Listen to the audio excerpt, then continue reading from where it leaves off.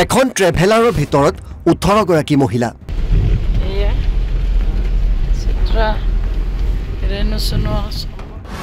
অসমৰ পৰা বদ্ৰীনাথলৈ গৈ আছিল তেওঁলোক।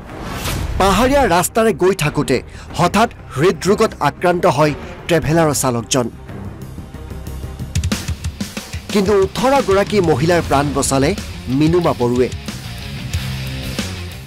মই দেখিলোঁ যে গাড়ীখন স্লপিঙত গৈ আছে, এইটো কি হ'ল? একে জাপে আহি মই মানে হেণ্ড ব্ৰেকটো উঠালোঁ, উঠাই মানে তেওঁ দুখন ভৰিৰ মাজেৰে মোৰ ভৰিখন নি ব্ৰেকত ভৰি দি মই ছুইচ অফ কৰিলোঁ, কাৰণ যিহেতু গাড়ীখন ষ্টাৰ্টত আছিলে। পাহাৰীয়া ৰাস্তাৰে 30 কিলোমিটাৰ ট্ৰেভেলাৰ চলাই পালেগৈ গন্তব্যস্থান। গাড়ীখন লৈ 30 কিলোমিটাৰ দূৰলৈ আহিলোঁ। হয়, এক শিহৰণকাৰী বৰ্ণনা। বিপদৰ সময়ত 18 গৰাকীকৈ মহিলাৰ প্ৰাণ ৰক্ষা কৰি সাহসিকতাৰ পৰিচয় দিছে 55 বছৰীয়া মিনুমা বৰুৱে। 21 ছেপ্টেম্বৰত তেজপুৰৰ পৰা তেওঁলোকে কেদাৰনাথ আৰু বদ্ৰীনাথলৈ যাত্ৰা কৰিছিল।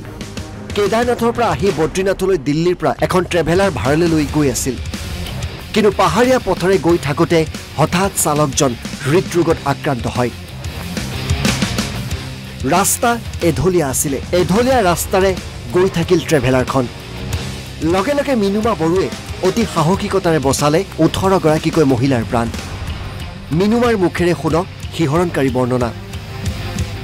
আমি 18জনী মহিলা, আমাৰ উদ্দেশ্য আছিলে 2টা ধাম।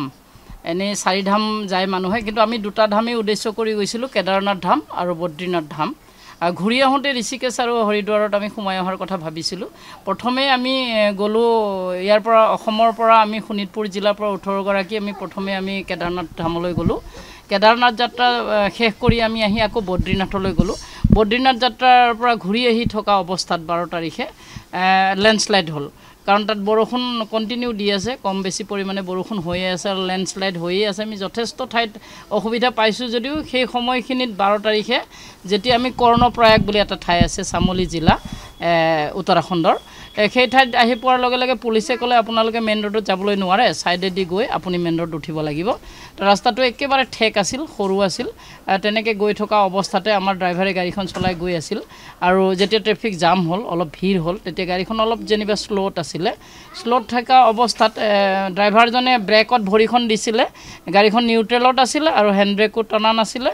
তো সেই সময়তে হঠাৎ আমাৰ যিজন ড্ৰাইভাৰ, আমি 18 গৰাকী মহিলা আছিলোঁ, ড্ৰাইভাৰ পুৰুষ বুলিবলৈ এজনে আছিলে, সেইজন হ'ল ড্ৰাইভাৰ। দিল্লীৰ পৰা নিছিলোঁ আমি যিখন ট্ৰেভেলাৰ লৈ গৈছিলোঁ। হঠাৎ তেওঁ হাত ভৰি কোচাই মুখ বিকটাই মানে মুখত ফেন ওলাব ধৰিলে। মই একদম ওচৰৰ চিটটোত বহি আছিলোঁ। তেতিয়া মই দেখিলোঁ যে গাড়ীখন স্লপিঙত গৈ আছে, এইটো কি হ'ল? একে জাপে আহি মই মানে হেণ্ড ব্ৰেকটো উঠালোঁ, উঠাই মানে তেওঁ দুখন ভৰিৰ মাজেৰে মোৰ ভৰিখন নি ব্ৰেকত ভৰি দি মই ছুইচ অফ কৰিলোঁ, কাৰণ যিহেতু গাড়ীখন ষ্টাৰ্টত আছিলে, ছুইচ অফ কৰি দিলোঁ। তাৰপিছত যেনিবা এটা হুলস্থলীয়া পৰিৱেশ হৈছে। মহিলাখিনিয়ে যথেষ্ট ভয় খাইছে, কাৰণ একেবাৰে এটা ছাইডত, বাওঁ ছাইডত আমাৰ সম্পূৰ্ণ গাঁত নদী, তেনেকৈ ধৰণৰ মানে ভয় লগা এটা ঠাই আৰু। তাৰপিছত যেনিবা 18 গৰাকী মহিলাৰ প্ৰাণ ৰক্ষা কৰাটোহে মোৰ মানে চিন্তা। যে পিছত মানুহজনক চালোঁ যে তেওঁ যথেষ্ট মানে কোচ খাই গৈছে মানুহজন। বেলেগ গাড়ী হৰ্ণ মাৰোঁতে বেলেগ গাড়ী 2জনমান ড্ৰাইভাৰ আহিলে। অহাৰ পিছত মোৰ গাড়ীখনৰ কাৰণে, মোৰ মানে আমাৰ ট্ৰেভেলাৰখনৰ কাৰণে ট্ৰেফিক জাম বেছি হ'ল, হুলস্থুল হ'ল, গাড়ীখন আগুৱাব লাগে। তেতিয়া মই ড্ৰাইভাৰজনক, আন 2জন ড্ৰাইভাৰক সহায় বিচাৰিলোঁ আৰু তেওঁক ওচৰৰ চিটটোতে বহুৱাই দিলে। তাৰপিছতে যেনিবা মই গাড়ীখন লৈ 30 কিলোমিটাৰ দূৰলৈ আহিলোঁ, সেই চৰকাৰী হস্পিটেল কৰ্ণপ্ৰয়াগ যিটো ঠাই, তাত চৰকাৰী হস্পিটেলত আনি ডক্টৰ মাতিলোঁ। তেতিয়া ডক্টৰে আহি জনালে যে তেওঁ ইতিমধ্যে মৃত হৈছে বুলি তেওঁ ঘোষণা কৰিলে। তো তাৰপিছতে আমি তাত ডেড বডিজন আমি চমজাই দিলোঁ। তাৰপিছত তাৰ যিজন লোকেল MLA মদন লাল বুলি কৈছে তেওঁৰ নাম, তেখেতক আমি সৌভাগ্যক্ৰমে তেখেতক লগ পালোঁ। তেখেতক ক'লোঁ যে ছাৰ, যে এনেকুৱা পৰিস্থিতি, আমিতো ভাড়াহে লৈছোঁ, আমাক সহায় কৰক। মদন লাল যিজন লোকেল MLA, তেওঁ যথেষ্ট সহায় কৰিছে। মিউনিচিপালিটি চেয়াৰমেনক মাতি তেওঁলোকৰ যিটো গেষ্ট হাউচ মিউনিচিপালিটি, তাত আমাক ৰাখিছে, ধুনীয়া ব্যৱস্থা কৰিছে। তো মই ভাবোঁ যে এই 18 গৰাকী মহিলাৰ প্ৰাণৰ যে মোৰ দায়িত্ব বুলি মই ভাবি লৈছোঁ, যিহেতু টিম লিডাৰ হিচাপে মই গৈছিলোঁ আৰু মই ছাকচেছ বুলি ভাবিছোঁ। বৰ বেয়া ঠাইত আমি ফচিছিলোঁ।